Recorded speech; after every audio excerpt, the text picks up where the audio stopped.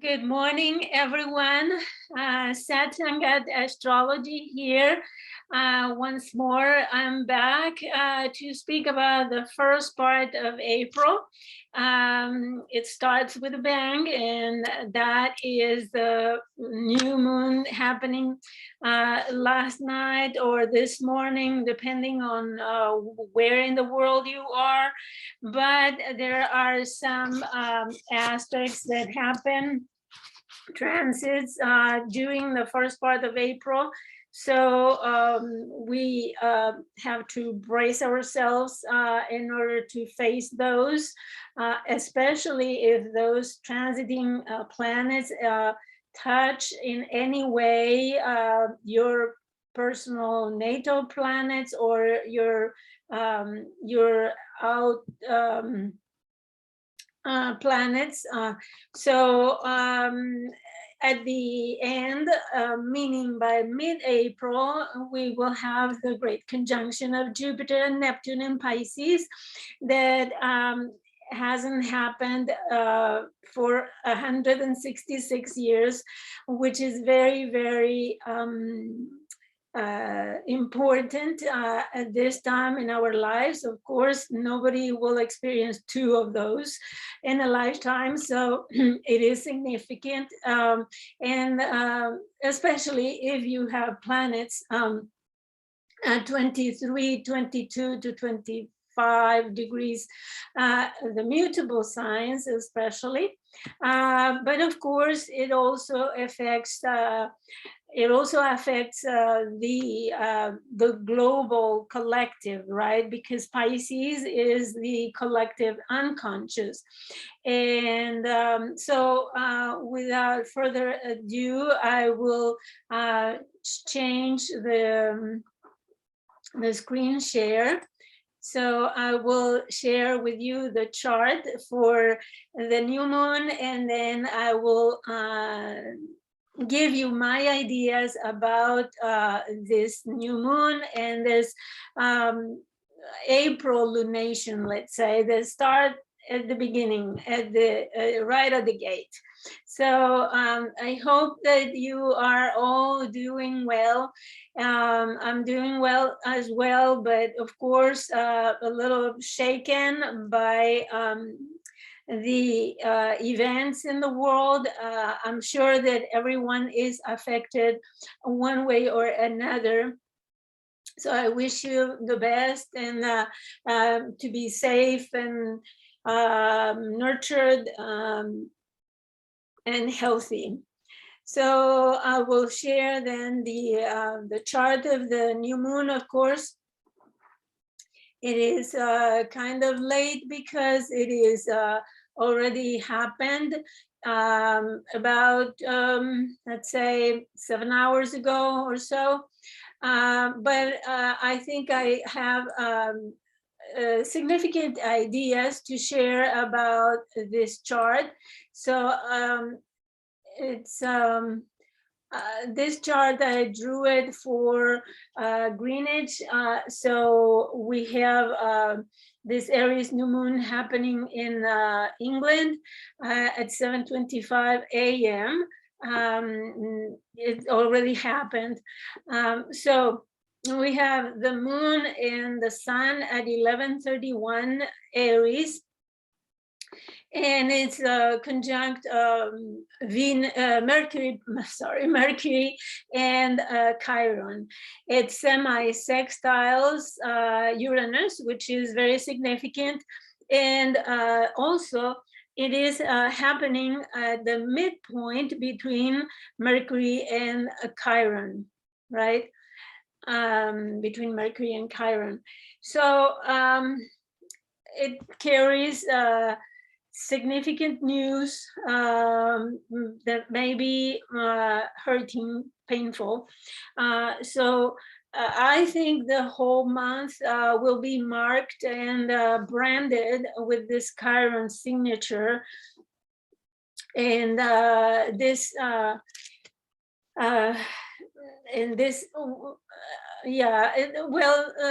Chiron and Mercury are under the rays of the sun, as well as Pallas Athene and Eris.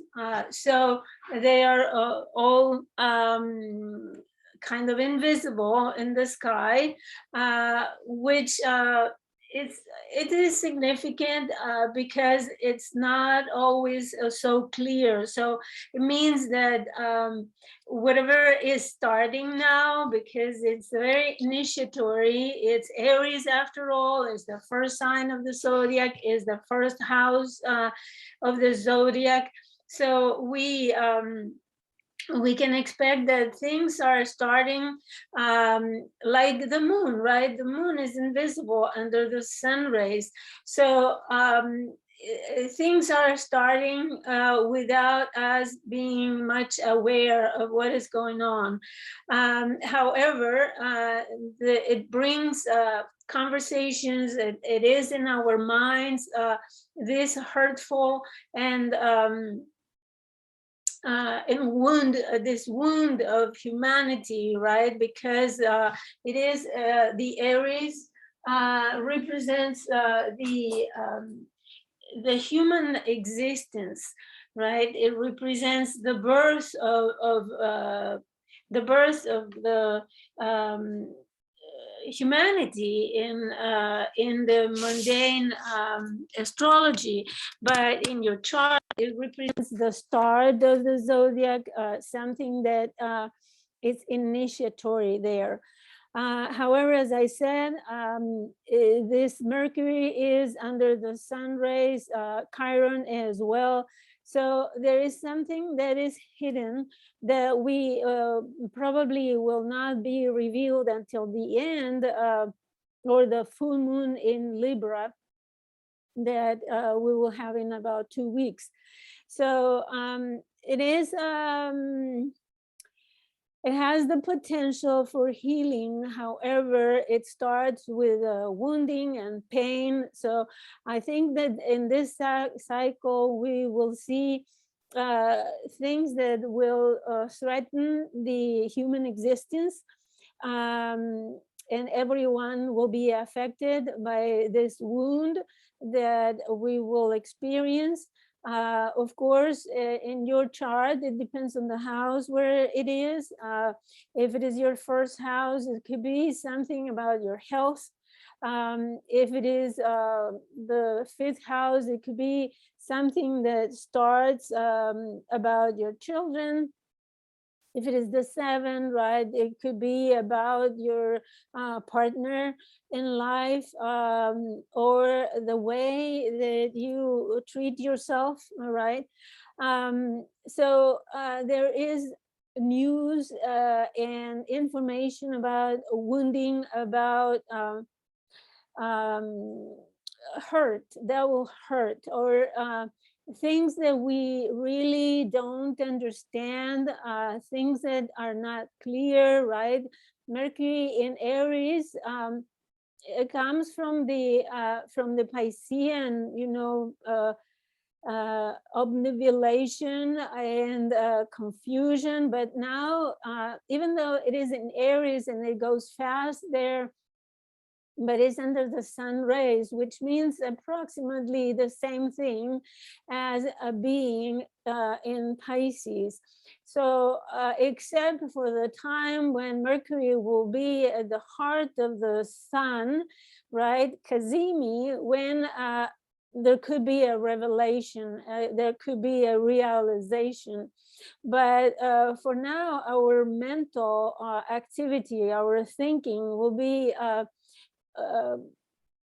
not so clear. I saw a news this morning about North Korea showing off a huge missile, and we don't know exactly what it is about. So there is a threat, right, to the whole humanity that could wound masses of people, right? That is threatening the existence of human beings, but it's not clear what is it about. So this is a perfect example of this conjunction, Sun, Moon, Mercury, and Chiron, right? There is this information that is there, but we are not able to understand fully what it means, what it has, right? Of course, it is a show off of power, or delusion of power, I would say, that is threatening the whole humanity. So that is important to consider. Another thing that is very important to consider as well is, let me display the aspects grid as well. I don't know if you see it, but I need to see this.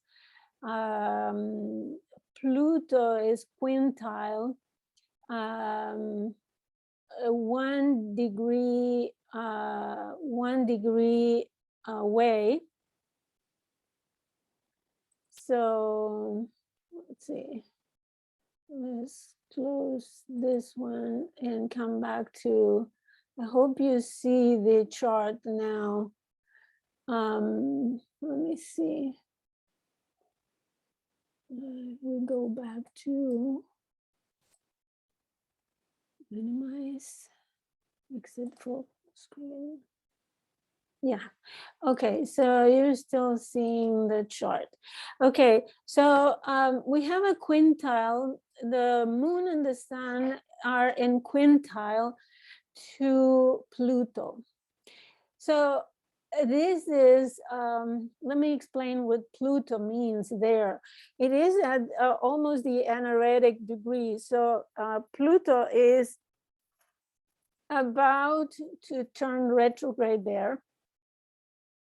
And Pluto at the end of the sign, and let me read some pertinent information about it, because I was reading this predictive astrology by Francis Sakoyan and Louis Acker. And what it says about Pluto in anaretic degree, situations arise demanding regeneration and improvement.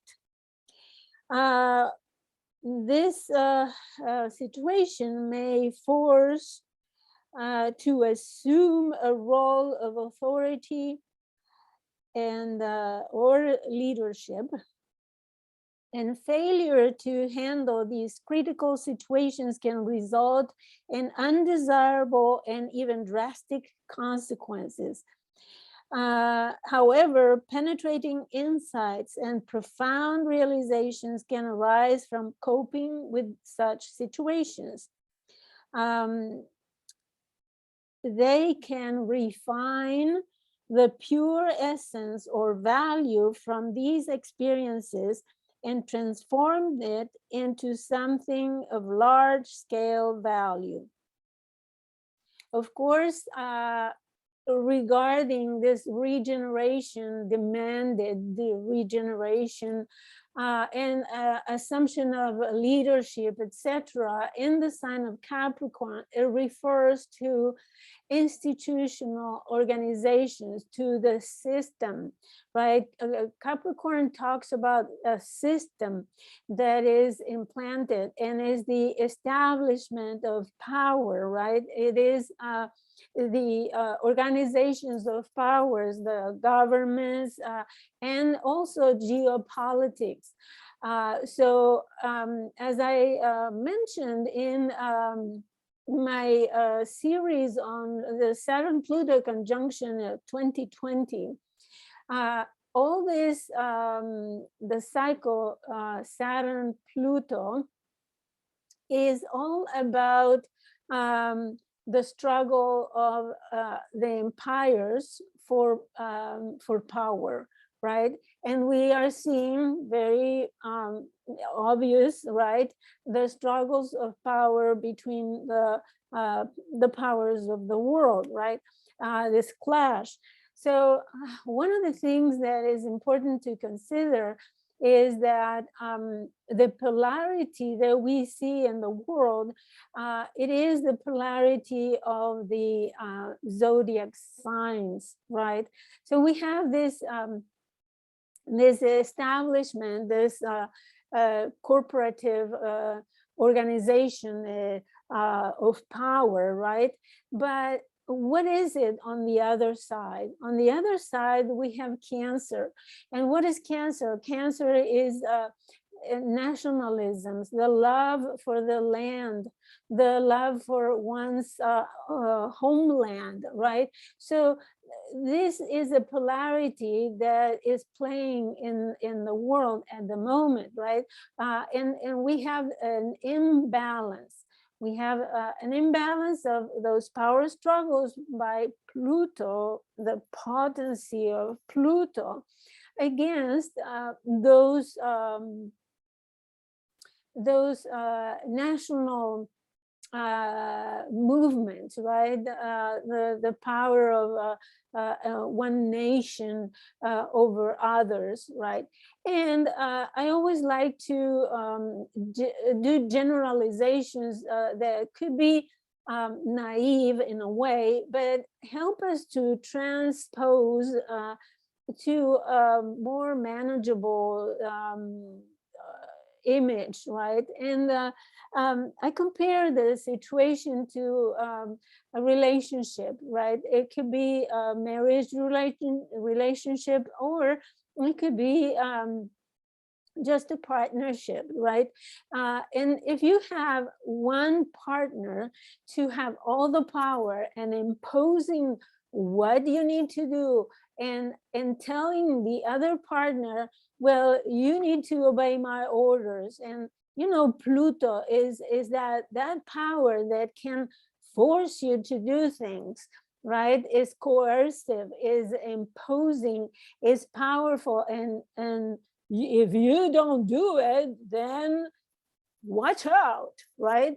So then what happens with the other partner, right? And if you have seen couples, for example, because they exist, couples who work this dynamic, there is a point where the other partner rebels, where the other partner is kind of developing the empowerment, right? That this Pluto is demanding.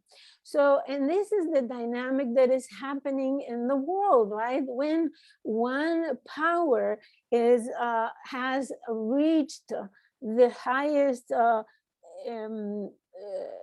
potency, right, and imposing upon the other their might, then the other one is trying to even up, right? And that's when the clash happens. And what happens is that Pluto is at the anaretic degree. The point that will happen next year when Pluto enters Aquarius, right, at the end of Capricorn, what happens is that Pluto is increasing the power, trying urgently to finish its work in Capricorn, right? And this is the increase of the powers. The more the opposite is increasing power, then Pluto in Capricorn increases the force, right, and tries to coerce. So there, this is the rise of totalitarian governments and imposition of rules upon the populations and the destruction of populations just for the end of obtaining more and more power, right? So I don't see release soon. I think that the power struggles will increase, and I will show you other things that will happen in April, which will be decisive, in fact. So this Pluto energy at 28, almost 29th degree, it is quintile this new moon, by this new moon. So, and by Mercury and by Chiron. And what it means is that the power, this dynamic and this struggle for more and more power will translate into much suffering of people, and also the risk of life on Earth, human life on Earth. So it is not good news. I know that it's probably not what you expect to hear, but we are at the brink of collapsing. But as I said, this is not the end of the world, but it is the end of a structure. It is in the process, right? It won't happen in one day, but it is a process that Pluto has been doing since 2008 of destruction and deconstruction and dismantling of the structures of this world as we know it now. And that is accelerated by, I think, two astrological factors. One is the fact that all the planets are packed, have been packed in the last quarter of the zodiac. And the other factor is the Kalsarpa Yoga, as they call it in Eastern astrology, which is the squeeze of all the planets between the nodes of the moon. So it means on one hemisphere. And this is a configuration of high stress, and it has been in place since the end of 2019, all 2020 on and off. You know, every time the moon comes out, it's a relief, but not so much, because the moon has to face all those planets one at a time by opposition. And this poor moon represents the people. So in this Kalsarpa Yoga, all the planets on one side, they're traveling from the south node to the north node. Pretty soon, in a few months, Venus, Mercury, and later Mars will escape, so there will be a relief on that. However, meanwhile, several, let's say, serious aspects will be very crucial. So other things that I want to point out is about this 22, 23 degrees. We have several planets, including the nodes that are at 23, barely in the 22 degrees. And we'll see the Jupiter conjunction with Neptune. It pretty soon will be at 22. And I would like you to remember that the Saturn Pluto conjunction happened at 22 degrees 45 minutes, January 12, 2020. So any 22 degrees, between 22 and 23 degrees, will be aspecting in one way or another that conjunction. And for astrology, there's no time. Everything is in the present. So everything that has historically happened will be activated by any transit. So, for example, this we have Venus. We had a square conjunct Saturn on the 28th of March. Venus squared the north node on March 30th, and it happened at 22 and 23 degrees of Aquarius. So that is a semi-sextile. There is a need to accommodate, to adjust, right? Then Mars pretty soon will also be conjuncting Saturn, Mars. Let me advance this. Let me advance and I will show you the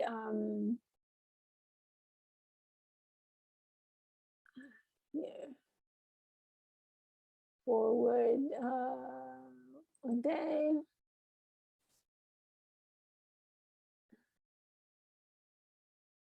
Okay, so here it is, and you will see this more patent because the here we have the nodes of the moon at 22, right? And they are in sextile to that 22-degree Capricorn where Saturn and Pluto conjoined. Then we have Mars and Saturn conjuncting at 22 about, and then Mars will also be squaring a few hours after conjuncting Saturn. It will be in fact the dates exactly are Mars at 22-24, right, on April 2nd will conjoin Saturn, and on April 4th and 5 it will square the nodes, and I will speak about those one by one. But I wanted to point out this 22-23 degrees that is activating the Saturn-Pluto conjunction in every way, right? We have semi-sextile, we have a sextile. Here we have Aries again squaring it, and then we have the nodes and trine, right? And the nodes, right, in trine and sextile. So it is a point that is very, very much activated by the transits at the moment. So we have, as I said, Chiron is not only highlighted by the lunation, but also by the whole astrological year, because this lunation is this new moon is the first new moon, the first lunation of the astrological year after the equinox, right? The spring or autumn equinox. So it talks about a year of suffering, wounding, and healing at the same time, right? So you may feel with this transit this year, depending on the house, you may feel that you, for some reason, you feel not lovable, not good enough. You may suffer from self-esteem, self-reliance, right? So it's Chiron. Some astrologers consider it a rock in the sky. However, it has been demonstrated that the awareness of Chiron has brought to humanity the awareness of our vulnerability, especially in Aries. Is our human existence is so vulnerable, and we apparently so far we haven't take that into consideration, right? And we think that we are the center of the universe and that we are so powerful. However, the same power that we have been using is the power that is destroying us. So attention to that.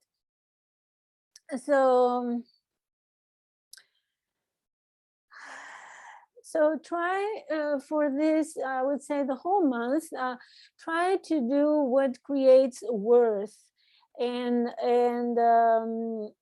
the confirmation or the affirmation of reliance, self-reliance in the house where Chiron is transiting on your natal chart.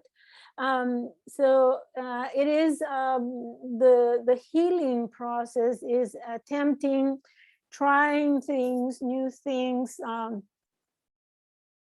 and trials and errors, and that will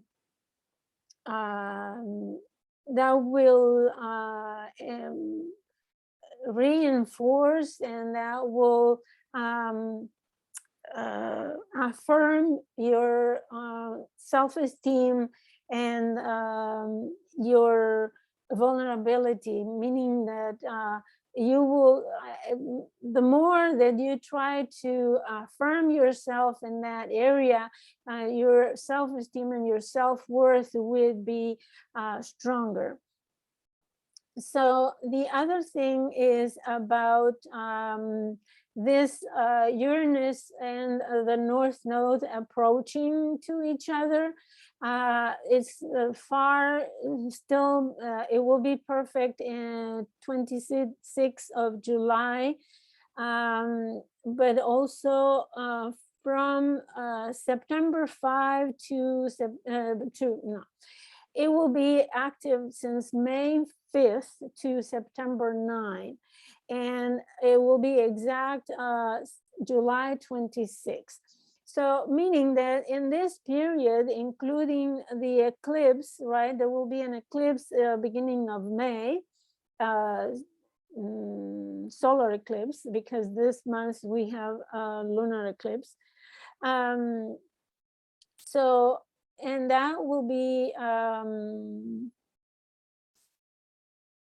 very powerful because we will have again that conjunction squared by Saturn, because Saturn will also go back retrograde and re-travel, I think, back to 18 degrees of Aquarius. And at the same time, we have Pluto retrograde. So those things will be internalized in some way and reworked.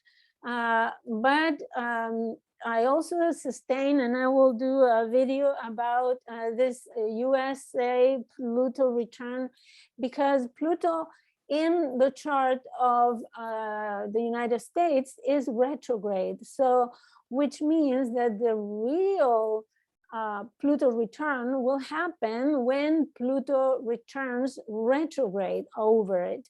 So that will be the same kind of energy that Pluto had in the natal chart. So, and that will happen in July, I think. Also, together with this Uranus North Node conjunction, that will be explosive. It will, so we are entering now an astrological territory that is very, very challenging for the world and in our personal lives.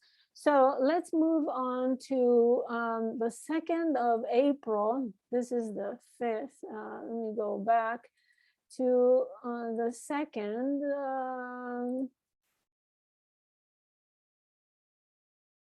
Okay, so here on the 2nd of April, we have, we're showing still this.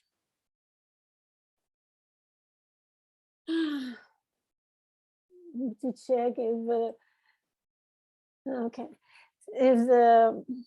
if I didn't push any buttons accidentally. Okay, so on the 2nd of April, we have the Mercury Cazimi, right? We have not only that, well, it doesn't show here, but it's 13 degrees, 11 minutes of Aries. But here we have the Chiron Cazimi, right? So, and I think that date, the 2nd, which will be tomorrow, something will happen. The sun will illuminate, right? At the Kazemi moment, this chiron, this wounding, this vulnerability of humanity, and in a few hours later, Mercury will have the Kazemi, or vice versa. So for Mercury, there is self-assertive communications, right? Aries, about the risk of existence, expressions of dangers to human life. Also, those who are rejected in society may affirm their identity, or may want to defend their identity or protect their vulnerability. And they may have a more confident voice, right? Meaning that there could be declarations from groups that are in vulnerable situations, like refugees, like LGBTQ groups, or migrants, or people who are rejected or displaced in society. And the personal life, the sun represents children, right? And there could be also that there are news about children who are suffering for some reason. I don't want to think about shootings, but you know, here in the United States, apparently killing children in school has been a national sport. Anyways, but that's one possibility that we don't want to think about. But it's not only in the United States. Now in the war of Ukraine, it seems like there's no regard for children or vulnerable people. So this configuration of the sun conjunct Chiron and Mercury could bring us news about more suffering by those people who are more vulnerable, right? And there could be also news about environmental threats that could affect the health, like, you know, the consequences of shelling and bombarding.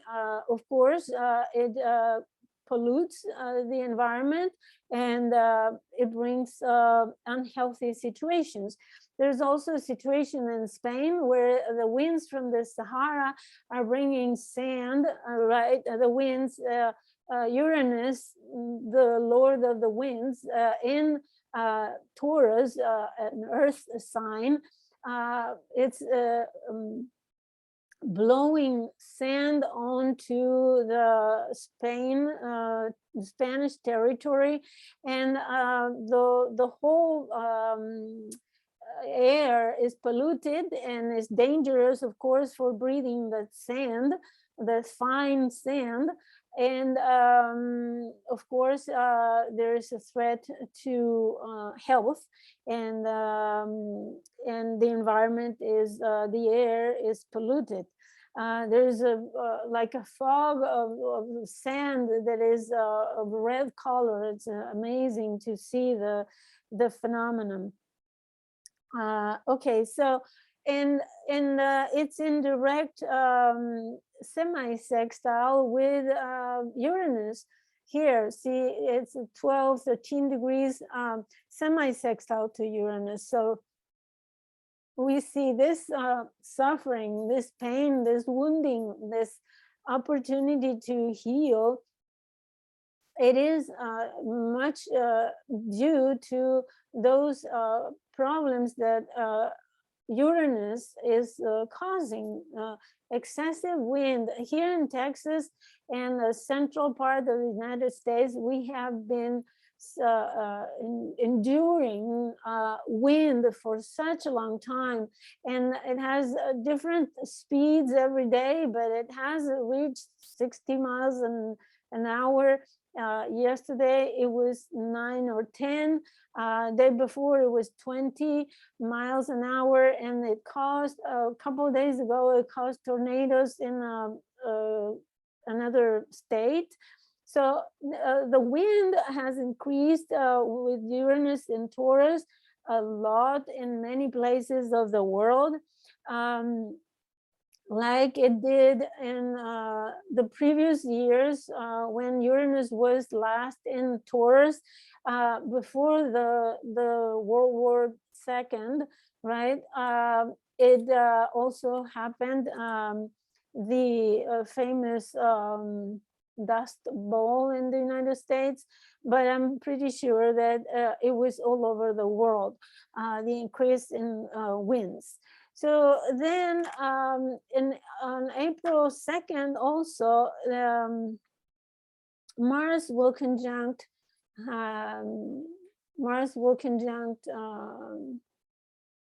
no, April 5, I think. Let me see. Forward day.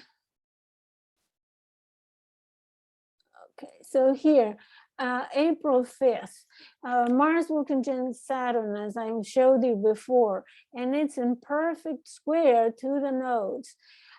This is a notorious change of direction. So Saturn and Mars are the perfect soup for war, right? So I wouldn't be surprised if something of some kind of aggression happens that triggers more war. Who knows? Let's cross our fingers that people in authority come to their senses. I mean, this is crazy. This is crazy. Please, please think, use your reason. I mean, okay. So, as I said, Mars and Saturn are militaristic. They represent hard work and sometimes frustrated efforts because there is a need to work more in order to obtain results. So if it is something of military conflict, it will take a lot of effort, and it's repressed anger, resentment, and being very, very cautious in actions and activities, right? Be very careful. But at the same time, strong determination, ambition, right? And resourcefulness and exactness in action, right? A precise cut and penetration, right? Something that if it is in the war, it will be a very well planned attack or precision in the attack. So it will also demands heavy responsibility work, meaning that whoever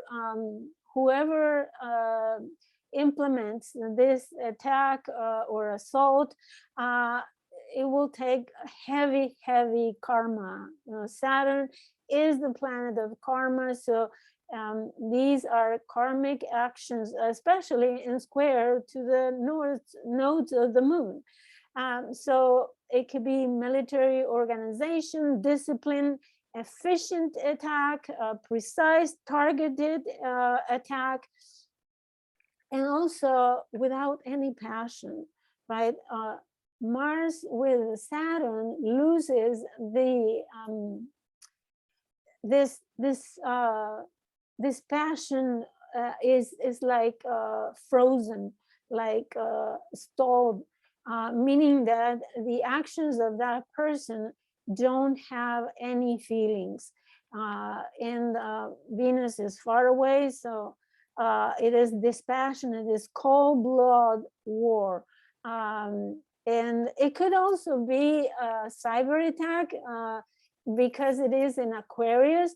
So it may be some very precise target through internet. I don't know. So it is to be observed in a few days.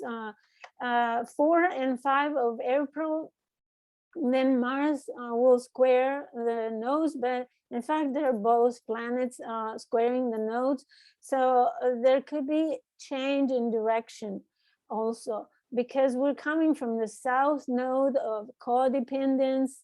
Remember, Mars rules, is the traditional ruler of Scorpio, as well as Pluto is the modern one. And both are in a very strong position, right? Mars is very strong with Saturn. As I said, Saturn gives this cold action without any sentiment or anything. So it is, and Pluto, as I explained, both are ruling the south node of the moon. And in a square, we are coming from this codependence, this economic and financial codependence, onto the direction of the north node with Uranus. So we are not saved in any way on any of the ends of the nodes of the moon. So, so it is important to stop the codependent, economic codependence. And I want to point out some geopolitical issues here. Globalization has spread out the resources, right? And spread out the manufacturing capabilities of the countries. But the thing is that the first power in the world has given power to the second one, which is China, right? And China has so far played the Virgoan role, right, of the servant. Yes, you want cheap products, okay, you have them. You would like to install your manufacturing plants here in China, okay, come here. And do you want us to study in your universities? Okay, United States welcomes, you know, students from China, and they have prepared them and formed them in their professional endeavors. And then they go to China, and they have what has happened, that all this delegation of power, financial, economical, you know, has helped China to build up. But of course, so far, China has played the Virgo role, right, of a servant, of a slave, right, because those workers are paid a bowl of rice, a day. So, right, and we in the West have benefited from that. However, China has also benefited. And if you are not informed, I will tell you that China has the ownership of a great percentage of the oil resources. It has 49 to 51% ownership of the most important ports in Europe, if you didn't know that. Which explains, right? They are using the cargo ships. They are the ones using transportation. Why not buying the ports? So strategically, they have installed their industries in Africa, because they also want cheaper handwork, right? Manufacturing. And they have also gone to South America, and they have installed their enterprises there. So they have spread quite a lot, you know, like an octopuses, and they have made alliances with other countries in Asia. So what does that mean? That means that the United States and the West and the Europe and all the Western countries have given China the power, right? And at the same time, the whole world has grown codependent. And who wants to pay higher prices for the products, the manufactured products, right? Chinese manufacture is so cheap and so attractive. So this is codependence. This is addiction, right? Commercial addiction. So, and of course, a country that has that privilege has taken advantage of it. So, and let's not forget that during the Olympics, Russian president met with Chinese president, and they were very amiable. Do we know what they spoke about? No, we don't, of course. They won't tell us what they are doing. But as I said, Mercury is still under the rays of the sun, and it will be for a while. So, and other things are happening in Pisces. And I will get there with the Jupiter-Neptune conjunction that is making havoc there. So, and but what is it demanded of us by Uranus and the North Node is become autonomous, become self-sufficient. And sorry if this video is too long, but there are ideas that I would like you to consider, especially if you are the kind of consumer that is addicted to many things for your comfort. You are feeding this conflict between East and West by your money, the way you use your money. So be careful where, when, and how much money you spend and what things you buy, because you are feeding this conflict. You, as a consumer, you are part of the problem. So this is not only that the president of China or the president of Russia is at fault.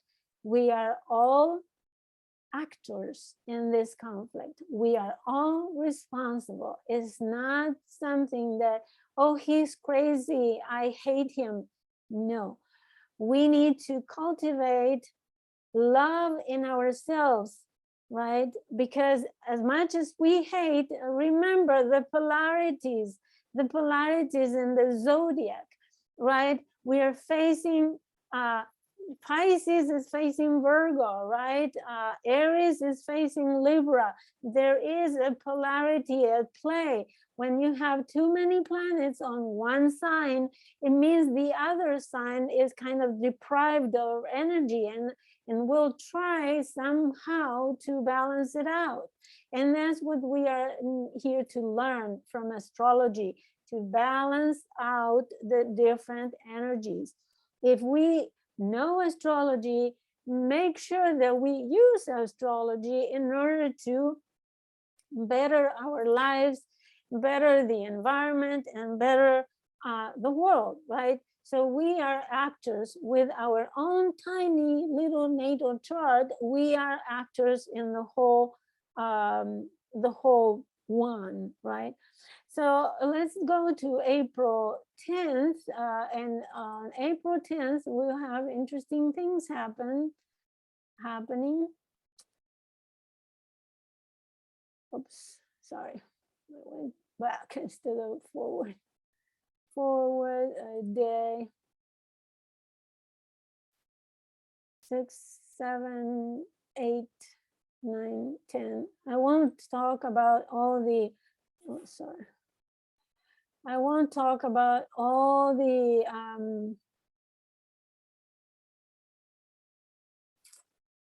wow, sorry. Let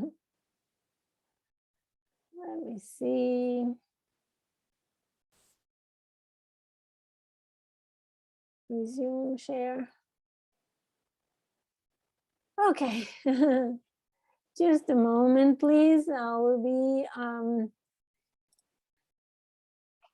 okay. So here we are with now Mercury will square Pluto. So we have Mercury here at 28 and Pluto at 28 as well. So Pluto is slowing down because pretty soon it will turn retrograde. But this Mercury square Pluto is talking about secret investigations and revelations of secrets as well, right? And we have Aries, so secrets of initiatory actions. And there's also suspicion. Your mind will be invaded, psychically invaded by suspicious things. There could be revelations of dirty deals, obscure, agreements and problems, financial problems as well, from political institutions, power struggles in communication, right? Information that is information that is challenged by the forces of power, the powers that be. So there will be very impulsive, and remember that it just conjoined Aries, which is rebellious. So Mercury and Aries will be very explosive and give us information about things that are not accepted, right? Ideas that are not accepted by the status quo, the official version of things. So there will be power struggles for the media and for reporters. Will be probably we will probably hear of journalists that are attacked or repressed or incarcerated because what they say. And there will be news about financial problems as well. So Mercury and Pluto, when they are in hard aspect, they can also bring environmental hazards and pollution, ecological catastrophes that affect health, disasters that endanger the human life. Need to change the methods of communication, regenerate the media in a way that is more viable, right? Escaping those, trying to escape those powers that be, and using the system D, as they say in France. There could be also radical changes of opinions because of revelations, of dirty deals. And our mental focus will be on problems affecting the global situation, affecting everyone, and also the information could relate to the dismantling or dismembering of institutions, right? And destruction of power. And finally, the final aspect that I would like to speak is this conjunction that is already operative by the 10th, but is exact on the 12th. Let me advance a couple of days. So here we have the conjunction of Jupiter and Neptune. Okay, so I've written extensively about historical antecedents, references. I have explained also in previous videos how Jupiter and Neptune can bring mental confusion, chaos in the collective unconscious. So we are all affected by it. In general, the collective will play the more negative and more low frequency vibration of this conjunction, right? Which is deception, delusion, avoidance, even derangement. People will lose their minds, increase of addictions, overdoses. That's very, especially on that day, I mean, the hospitals will have such a surge. Overdoses, maybe the pandemic will come back. I'm not sure if everywhere, but in some places there could be a virus that spreads like fire.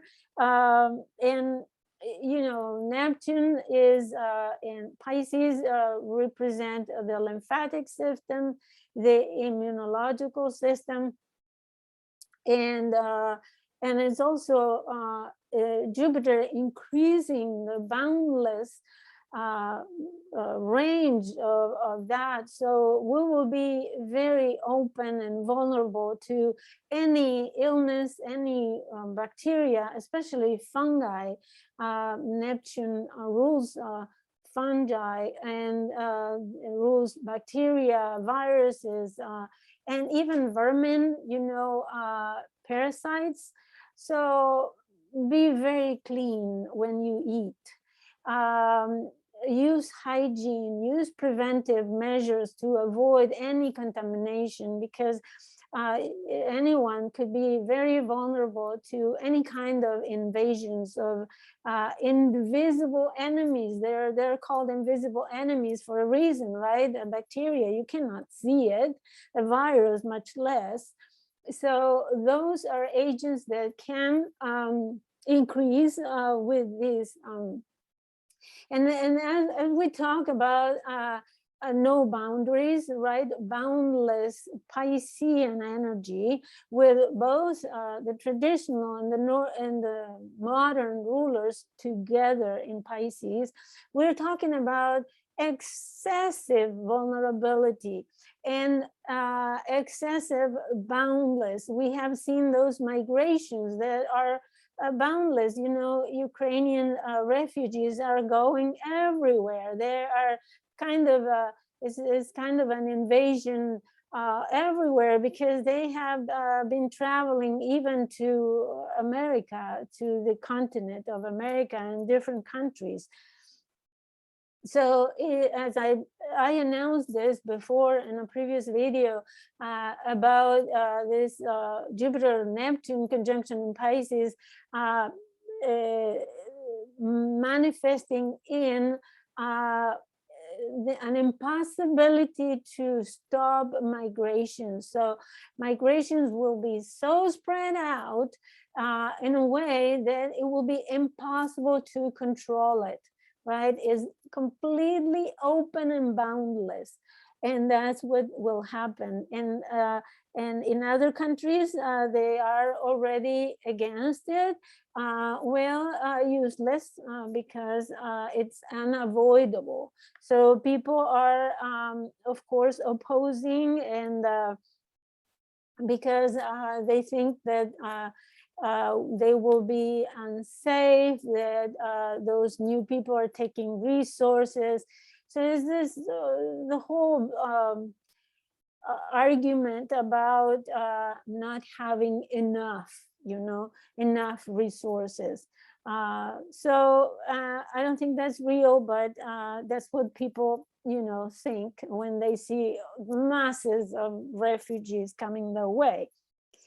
Anyways, another manifestation of boundless is conflicts about property and conflicts about land, right?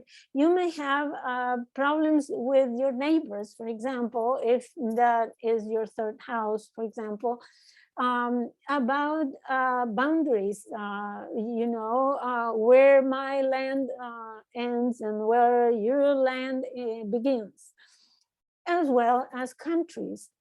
And I will also change the share. I want to show you something interesting because this is the war of, oops, about, let's stop share this. And what I need is this. So just a moment. Now, share the screen. Here it is. Let's make it big. Okay. So Jupiter and Neptune conjuncted on 1856. By that time, I already talked about this, but I want to remind you that by that time, there was in the United States, the then United States, there was the Texan territory belonged to Mexico, right? And there was in 1853, right when Jupiter was squaring Neptune and from Sagittarius and the South Node, right? Jupiter started the conflict in between the Texas and the United States started.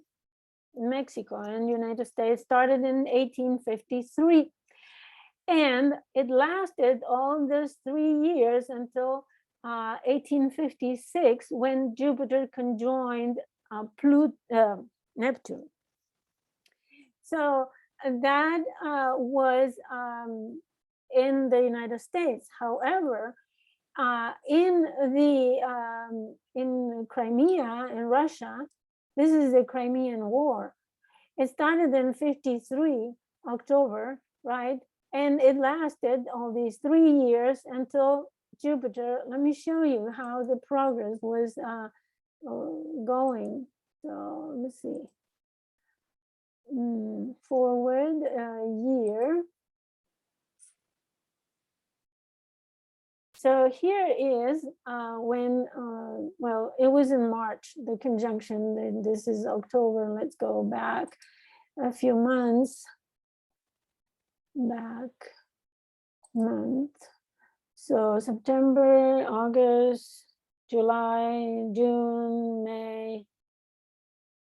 Okay, so here we have in March 56, where the conjunction. And the war in Crimea ended around this time, March, at the end of March. So, and Crimea, of course, that's when Russia lost Crimea. And you can investigate history. I'm not talking about history, I'm talking about astrology. I'm saying that we are revisiting that Crimean issue, right? Russia is revisiting that cycle again. So there's no coincidence, it's a synchronicity, right? That they are revisiting the issue of borders. Where is Russian border? Where is it? So historically, you can go back and study history and maybe read historians, read geopolitics experts, and you'll find out all the information. What I'm saying is that it's very interesting how Russia is revisiting the same issues that happened in 1856 in a different way, of course, but this is what it is, right? And at that time, there was the sun at 0 degree Aries, and pretty soon we will have the conjunction of Neptune and Saturn at 0 degree. And keep in mind, now I'm going to stop share. Keep in mind that the ingress of the sun this time at 0 degree Aries is the precursor of that Saturn Neptune conjunction at 0 degree. And that will be very interesting to see pretty soon. I don't remember the date, but I will make a video about it so you will know all about it from me. Anyways, what will be interesting to watch is when Pluto enters Aquarius next year in March. I think March or May, don't remember exactly. But that will be very interesting to watch what happens, because Pluto will start doing the same Pluto job, you know, in the sign of Aquarius, the sign of society, the sign of internet, communications, social dynamics, and structures, networks, systems, and in network, how the systems, Capricorn, interact with each other in Aquarius. It will be very, very interesting. So brace yourselves, as I said at the beginning. April brings not only the springtime in the northern hemisphere and autumn in the southern hemisphere, but it will bring challenges for everyone. So look at your chart and see where those transits are. And if you need help interpreting, of course you do, because someone else can give you a different perspective. You can always contact me. I will do a reading for you. Please contact me, and we can arrange for a reading on a personal basis. I don't like to do public, you know, sign by sign interpretations, because they are misleading. They're completely misleading. Things happen when your planets are touched by aspects, and in certain stages in life, it doesn't always affect your planets, even though they might be conjunct, square, opposite. Sometimes you will see dramatic manifestations. Other times in your lives, it will not be so much. So it depends on your personal chart and your progressions, the solar arc, the solar return, the lunar return. So there is a plethora of information that you can access when you consult an astrologer, a professional astrologer, and they can give you ideas that you can develop, right? And you can use, but basically try to use the energies of this video, right? The information on the energies that are currently happening. Try to use them in a positive way for you, and never give way to hate, never give way to negative emotions, because that way you're contributing to the collective unconscious. So be aware that your mind and your thinking are vibrations of energy that you are projecting onto the collective. And more so right now with Jupiter conjunct Neptune and Pisces, we are so open and receptive and vulnerable to all the influences. If you have to cut out on social media, I did. If you have to cut out news, if things are affecting you negatively, try to avoid it. I'm not saying isolate yourself. I'm saying protect yourself. If you are exposing yourself, make sure that you are able to clean your energy field afterwards, that you are able to clean it. And I encourage you to meditate every day. There is a global meditation invitation that I posted on my Facebook page for April the 10th. Start meditating now, because this will help you to be able to face in a very positive way the conjunction of Jupiter and Neptune on April the 12th. It will peak, the energy will peak that day. So make sure that you have your habits of meditation, your routine, that you meditate every day, and you are strengthening your mind. It's so important right now, because otherwise you may have challenges.